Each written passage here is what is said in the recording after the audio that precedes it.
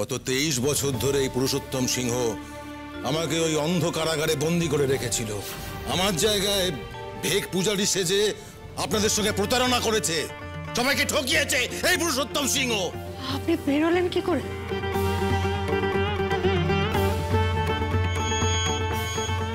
আমাকে অষ্টমী পথ দেখিয়েছে।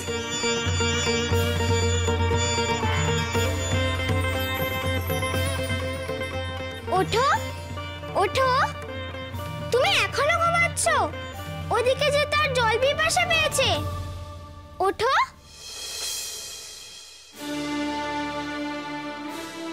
তুমি এখানে কি করে এলে? নামো, এসো। তার জল পিপাসা পেয়েছে না, তাকে তো জল দিতে হবে।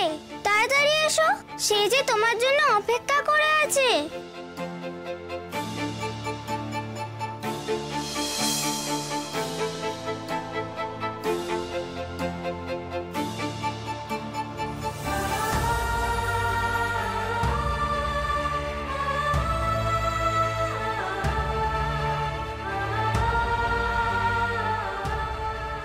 শোনো, তুমি যে আবার কোথায় চলে গেলে?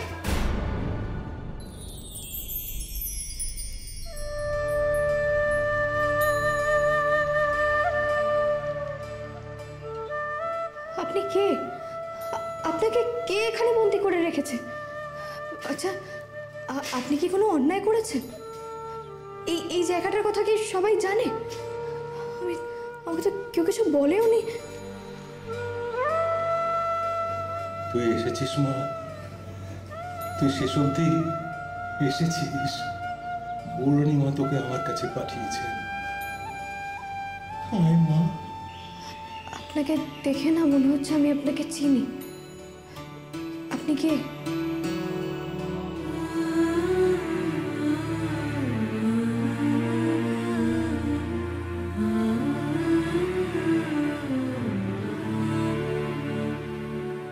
আপনি কে? বৌরানী মা তোকে সব জানাবেন। তিনি তো তোকে আমার কাছে পাঠিয়েছেন। সব প্রশ্নের উত্তর বৌরানী মা দেবেন। আপনি কাঁদবেন না। আপনাকে দেখে তো খুব ভালো মানুষ বলে মনে হচ্ছে, খুব সৎ, খুব পবিত্র।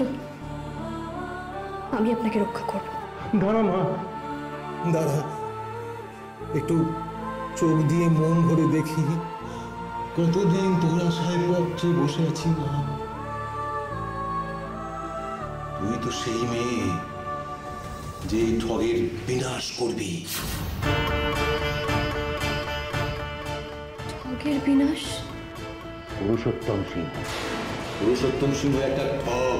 সে আসল পূজারী নয়। বৌরানীর আসল পূজারী আমি। ওর ওপর ভর হয় না, বৌরানী ভর করে আমার ওপর। হ্যাঁ, সব সংকটের সমাধান জেনে নিয়ে চলে যায় এখান থেকে। হ্যাঁ, তারপর বাইরে গিয়ে গ্রামের মানুষদের সামনে মিথ্যে ঠাকুর সেজে সব নিদানগুলোকে নিজের স্বার্থে ব্যবহার করে। তাই জন্য উনি আপনাকে এখানে বন্দি করে রেখেছেন। পুরুষোত্তম সিংহ এতটা ভয়ঙ্কর মানুষ? মানে সব সময় ভাবতাম, জানেন তো, যে বৌরানী মা নিজের আধার হিসেবে ওরকম একটা খারাপ লোককে কেন চিহ্নিত করলেন। এখন আমি বুঝতে পারছি, সবটা বুঝতে পারছি। এর একটা শেষ হওয়া দরকার। এই কাজ করার জন্যই তোর জন্ম হয়েছে মা। হ্যাঁ, তোকে নির্বাচন করেছে স্বয়ং বৌরানী।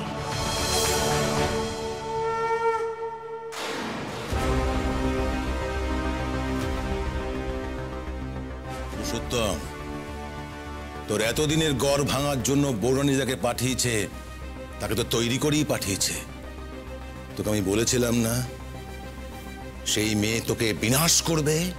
তোমরা তো জানো সব বৌরানীর গল্পটা।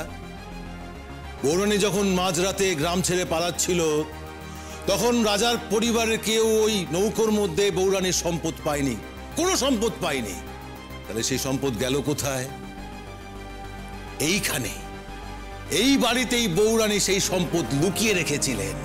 সেটা আমি জানতাম। পুরুষোত্তম ওই গুপ্তধন হদিশের অনেক চেষ্টা করেছিল, আমাকে বারংবার জোর করেছিল যাতে আমি বলে দিই কোথায় গুপ্তধন আছে, কিন্তু আমি বলিনি।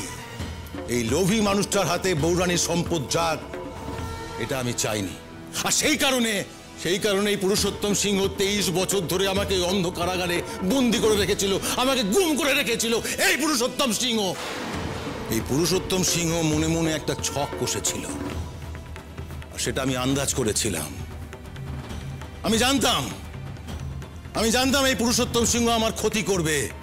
তবে আমি এও জানতাম, যেহেতু গুপ্তধনের সন্ধান একমাত্র আমি জানি, তাই একেবারেও আমাকে শেষ করে ফেলতে পারবে না। কিন্তু তখন আমার স্ত্রী সন্তান সম্ভবা, তাই আমি মনে মনে একটু ভয় পেয়েছিলাম। ভয় পেয়ে আমার স্ত্রীকে আমি এই গ্রাম থেকে সরিয়ে দিই। তখন আমি জানতাম না যে আমার স্ত্রী তারপরে বেঁচে আছে কিনা। তারপরে বৌরানী ইঙ্গিত দিলেন আমাকে যে আমার স্ত্রী কন্যা সন্তানের জন্ম দিয়েছে এবং তাকে রক্ষা করছে স্বয়ং বৌরানী মা। সে গোকুলে বেড়ে উঠেছে, সে একদিন এই গ্রামে ফিরে আসবে। এই গ্রামের কংসকে ধ্বংস করার জন্য সেই মেয়ে এই গ্রামে ফিরে আসবেই। ও সেই স্বয়ং বৌরানীর পাঠানো সন্তান। এই পাপীকে ধ্বংস করার জন্য বৌরানী ওকে পাঠিয়েছে। গ্রামবাসী, তোমাদের মুক্তি দেওয়ার জন্য এসেছে এইখানে এই মেয়ে। মিথ্যে কথা বলছি, মিথ্যে কথা, ওর কথায় বিশ্বাস করবে না। অষ্টমী, অষ্টমী তুই ঠিক আছিস তো? আপনি? বাবা, তুমি হঠাৎ এখানে? আসলে মা, আজ ভোররাতে বৌরানী আমাকে স্বপ্ন দিয়েছিলেন যে আজ বৌরানীর বিচারের দিন, এই নবগ্রামের ইতিহাস বদলানোর দিন। আমি যেন এখানে চলে আসি, তাই তো আমি ছুটতে ছুটতে এখানে চলে এলাম। মা, তুমি অষ্টমীকে মানুষ করেছো, আমার মেয়েকে তুমি মানুষ করেছো।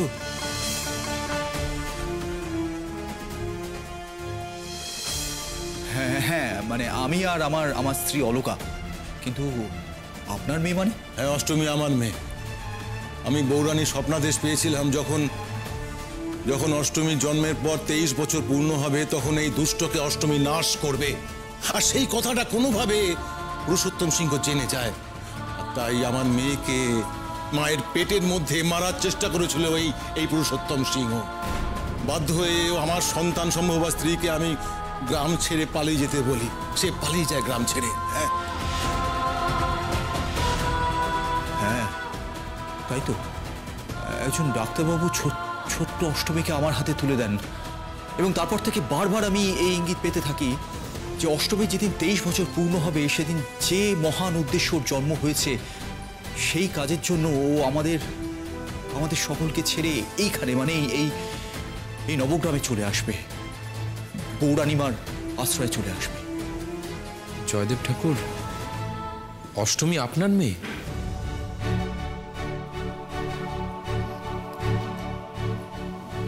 আপনি আমার বাবা আর আমার মা। নেই রে, নেই।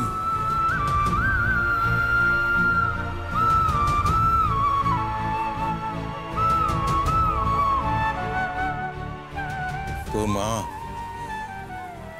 ওই আকাশে আছেন, সেখান থেকে তোকে দেখছেন, তোর খেয়াল রাখছেন।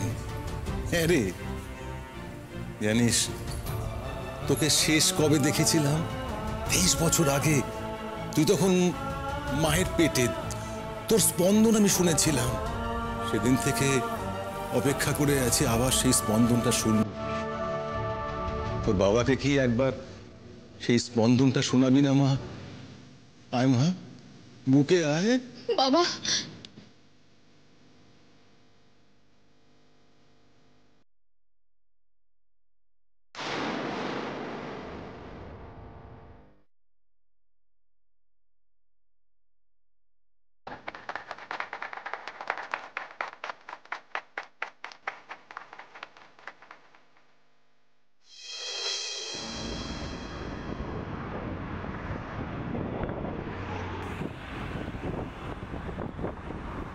জয়দেব ঠাকুরের মেয়ে অষ্টমী, এই বাড়ির সাথে ওর গভীর যোগ। বড় বৌমা, এই জন্যই বৌরানী আমাদের বারে বারে সংকেত দিয়েছিল। এই কারণেই দাদু ভাইয়ের দেয়া সিঁদুর অষ্টমীর মাথার থেকে ওঠেনি। এই কারণেই ওদের আলাদা করা হলেও বারে বারে বৌরানী ওদের মিলিয়ে দিয়েছেন। আমি জানতাম না, আমি তো আপনাকে আগেই বলেছিলাম অষ্টমী সেই মেয়ে যার কথা যোগিনী মা আমাকে বলে গিয়েছিলেন। অষ্টমী হচ্ছে সেই মেয়ে যে আমার ছেলের রক্ষা কবচ। আজ আমি সেটা সত্যি বুঝলাম মা। আর এটাও বুঝলাম যে যোগিনী মা আসলে কে। সব বৌরানীর লীলা মা, সব বৌরানীর লীলা। আমি এখন বুঝতে পারছি আয়ুষ্মান বাবু, আমি কেন বারবার এই নবগ্রাম ছেড়ে চলে যেতে চাইলেও যেতে পারিনি। প্রত্যেকবার কোনো না কোনো কারণে আমি আটকে গেছি। কি করে যাব বলুন তো? এটা তো আমার শিকড়, আমার শিকড়ের টান, আমার গ্রামের মাটির টান আমাকে এখান থেকে কোথাও যেতে দেয়নি। কখনো বন্ধুত্বের জন্য আটকে গেছি, তো কখনো পরিবার, কখনো বড় মা, ইরা দিদি, মাধবী দিদি, ঠাম্মি, কখনো সমাজের বাঁধনে, আবার কখনো কখনো দৈবিক কারণে আটকে গেছি। বৌরানী ভবিষ্যৎবাণী করেছিলেন আমার সন্তানী হাতেই পুরুষোত্তম সিংহ বিনাশ হবে, আর কোনোভাবে পুরুষোত্তম সিংহ সেটা জানতে পেরেছিল, আর তাই সে অষ্টমীকে শেষ করে দিতে চেয়েছিল। ও আচ্ছা, তার মানে এই কারণেই সেদিনকে আপনি গ্রামে ঢোকার সমস্ত রাস্তা আটকে দিতে বলেছিলেন বাবা। মন্ত্র পড়ে সমস্ত পথ বন্ধ করতে চেয়েছিলেন যাতে অষ্টমী নবগ্রামে ঢুকতে না পারে, তাই তো? ওনার সেই চেষ্টা ব্যর্থ হলো। আমি সেদিন রাতেই নবগ্রামে ঢুকেছিলাম। এই কারণেই আপনি বারে বারে অষ্টমীকে এখান থেকে বের করে দিতে চেয়েছিলেন। এই কারণেই আপনি ওর ওপর চুরির অপবাদ দিয়েছিলেন। খুব রাগ ছিল না আপনার ওর ওপর? হ্যাঁ তাই তো বাবা অষ্টমীকে মারার জন্য সব কিছু চেষ্টা করেছিলেন। ওকে তো এই বাড়ির থেকে, এই গ্রাম থেকে বের করে দেওয়ার চেষ্টা করেছিলেন, এবং তার সাক্ষী আছি আমি। কিন্তু ও পারেনি, আর কোনোদিন পারবেও না, কারণ অষ্টমীর ওপর বৌরানীর আশীর্বাদ আছে। বৌরানী ওকে বারে বারে রক্ষা করে গেছেন।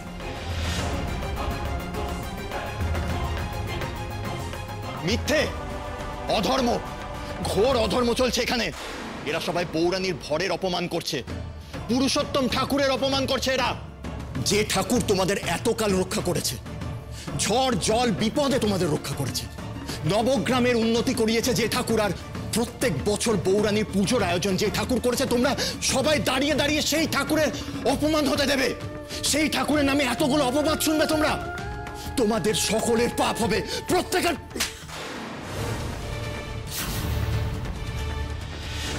সাধন, একদম চুপ করে থাকো। কোনো ভাওতাবাজি নয়। না তোমার বাবা ঠাকুর, না তোমার বাবার ওপর কোনো ভর হয়। বাব্বাটা মিলে শুধু ভাওতাবাজি, ভণ্ডামি। তোমাদের সমস্ত নিদান আমরা চোখ বুঝে মেনে নিয়েছি, শুধুমাত্র বৌরানীর নিদান ভেবে। কষ্ট হলেও আমরা মেনে নিয়েছি, মনে প্রাণে বিশ্বাস করেছিলাম, ভগবানের আসনে বসিয়েছিলাম। আর তোমরা গ্রামের এতগুলো মানুষের বিশ্বাস নিয়ে ব্যবসা করেছো, ব্যবসা। ওকে আমাদের হাতে তুলে দে সাধন, ওকে আমরা বুঝে নেব। নবগ্রামকে এতদিন ধরে ওরা ঠকিয়েছে, এবার গ্রামবাসীরা মিলে আমরা ওকে শাস্তি দেবো। বারণ করেছিলাম তোকে বড় খোকা, তুই শুনিসনি। দেখ সামনের দিকে চেয়ে, তোর পাপের ঘোড়া এতদিনে পূর্ণ হলো। বিশ্বাস যখন ভাঙে তখন মহারাজকেও মাটিতে নামিয়ে আনে মানুষ।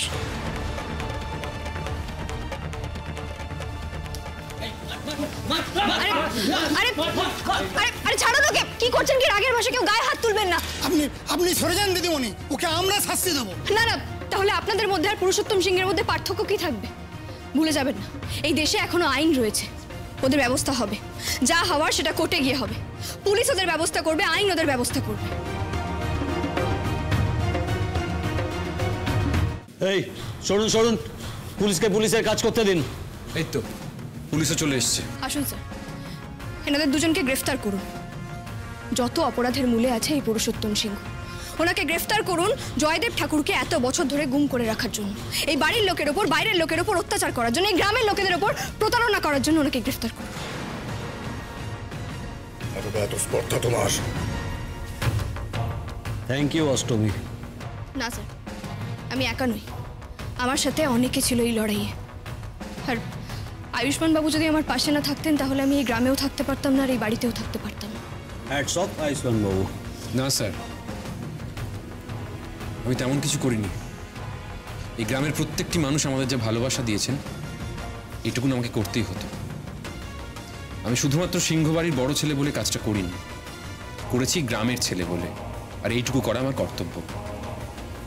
এই এখানে নিয়ে চলো। যত বিপদ বাধা করতে মোর সংহারিতে সব অসুর ভয়ঙ্করী দৈত্য দলনী শত্রু নাশিনী। এই দাঁড়াও, তোমরা পুলিশের হাত থেকে বেঁচে গেছে বলে আমাদের হাত থেকে বাঁচবে নাকি? শোনো, তোমার না অনেক ভাগ্য ভালো যে তোমাকেও আমি পুলিশের হাতে তুলে দিইনি। এবার থেকে একটু এদিক থেকে ওদিক দেখবো, তোমার ঘাড় ধাক্কা দিয়ে এই বাড়ি থেকে বের করে দেবো। যাও এখান থেকে।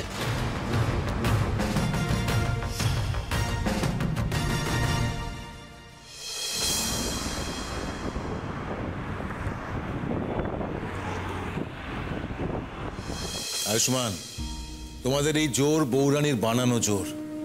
তোমরা একসঙ্গে থাকলে কোনো অশুভ শক্তি কাছে ঘেঁষতেই পারবে না। আজ তোমাদের দুটিকে দেখে আমার মনটা সত্যি ভরে গেল। শুধু একটাই আফসোস রয়ে গেল, তোমাদের বিয়ের মাহেন্দ্রক্ষণটা আমি ওই অন্ধ কুঠুরিতে বসে টের পেয়েছিলাম, কিন্তু আমি চোখে দেখতে পারলাম না। তবে তোমাদের দুজনের জন্য আমার পক্ষ থেকে একটা বিশেষ উপহার আছে, আর সেই উপহারটা হলো গুপ্তধন। গুপ্তধন? হ্যাঁ, বৌরানীর গুপ্তধন। উত্তরাধিকার সূত্রে সেই গুপ্তধন এখন তোমাদেরই প্রাপ্য। আমি তাই সেই গুপ্তধনের হদিশ তোমাদের দিয়ে যেতে চাই। এই মন্দিরের নিচেই ঈশান কোণে আছে সেই গুপ্তধন। ওই গুপ্তধন পুরোটাই তোমাদের। না না বাবা, আমাদের এসবের কোনো দরকার নেই। আমরা ওসব নিয়ে কি করব?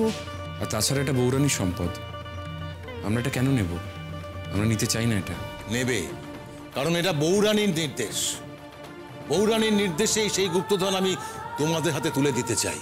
আর বৌরানীর নির্দেশ তুমি নিশ্চয়ই অমান্য করবে না। দেখুন, বৌরানী আজ অব্দি যা যা নির্দেশ দিয়েছেন এই গ্রামের মঙ্গলের কথা ভেবেই দিয়েছেন। তিনি যদি সত্যি এই গুপ্তধন আমাদের হাতে সঁপে দিতে বলেন, তাহলে নিশ্চয়ই গোটা গ্রামের স্বার্থেই বলেছেন। তাই আমি এই নির্দেশ মেনে এই গুপ্তধনের দায়িত্ব গ্রহণ করলাম।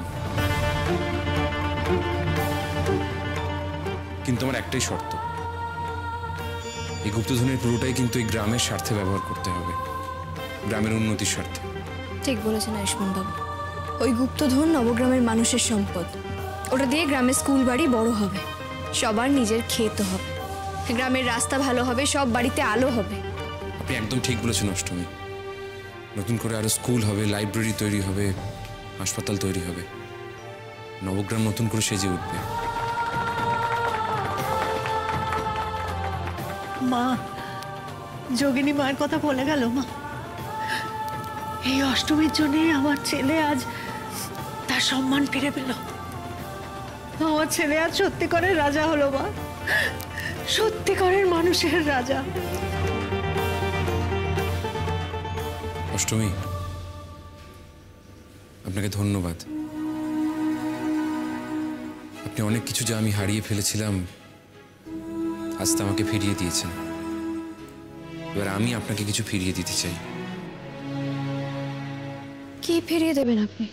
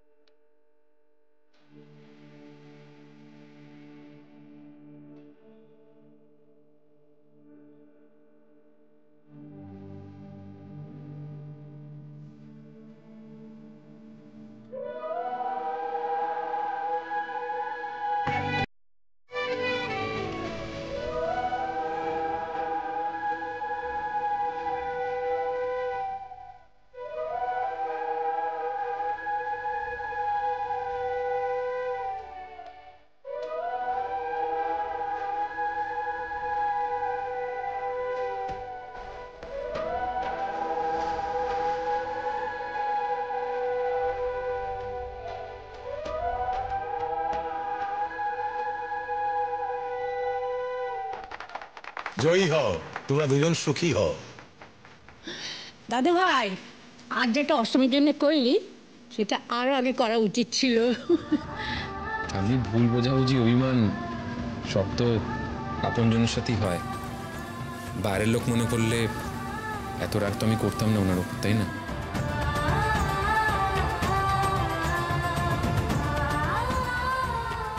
থাক থাক থাক থাক থাক থাক থাক থাক থাক।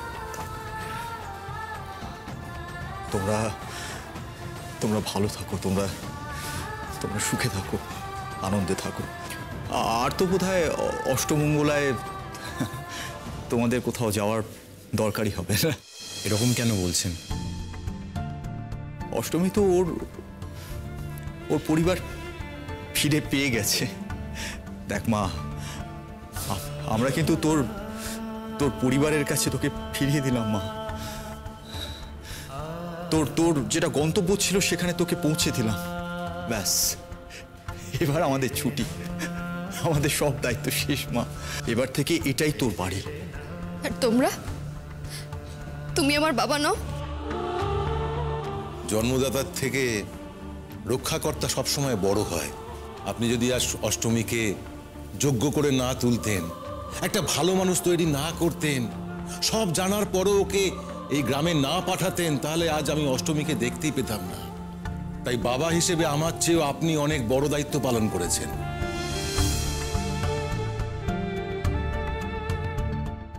আমি খুব লাকি, আমি তোমাদের মতো বাবা মা পেয়েছি। দুটো বাবা, দুটো মা। কৃষ্ণ ঠাকুরও তো তাই ছিলেন রে। নন্দ আর বাসুদেব দুই বাবা মিলেই তো রক্ষা করেছিল কৃষ্ণকে। তারপর কৃষ্ণ বড় হয়ে ফিরে কংসবধ করেছিল, তেমনি দুই বাবা মিলে ওকে রক্ষা করবে। আপনারা আপনারা এখন কেউ কোথাও যাবেন না দয়া করে। আজ একটা বিশেষ দিন, বৌরানীমার পুজোর দিন। আসুন সবাই মিলে আমরা বৌরানীমার কাছে হাত জোর করে দাঁড়াই। বৌরানীমার আশীর্বাদ ছাড়া তো এ জয় আমাদের পক্ষে সম্ভব ছিল না। সবাই মিলে বলুন, জয় বৌরানীমার জয়। জয় বৌরানীর জয়, জয় জয় বৌরানীর জয়। জয়দেব ঠাকুর, আপনি আপনার পুরনো দায়িত্ব আবার কাঁধে তুলে নিন।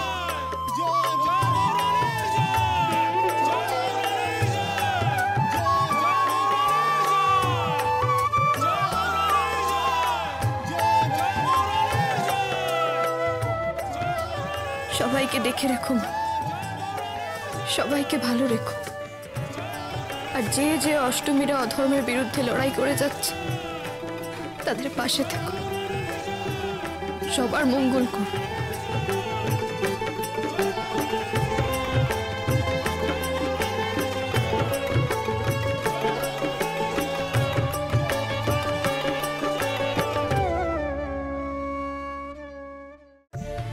জুন মানে আগামীকাল জি বাংলায় জোড়া চমক সন্ধ্যে 6টায় দেখুন নতুন ধারাবাহিক পুবের ময়না।